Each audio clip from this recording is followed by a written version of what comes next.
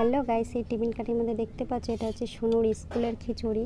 অনেক মারা স্কুলের খিচুড়ি বাচ্চাদেরকে খাওয়ায় না, আমি কিন্তু সোনুকে প্রায় দিন খাওয়াই। তো আজকে খিচুড়ির সাথে দেখো কুমড়ো টুমড়ো রান্না করেছে। তো এই খিচুড়িটাকে আমি এখন মিক্সচার করে নেব। এদিকে আমার খিচুড়ি মিক্সচার হয়ে গেছে, দেখো খুব একটা পাতলা না খুব একটা গাঢ় না, মিডিয়াম করেছি।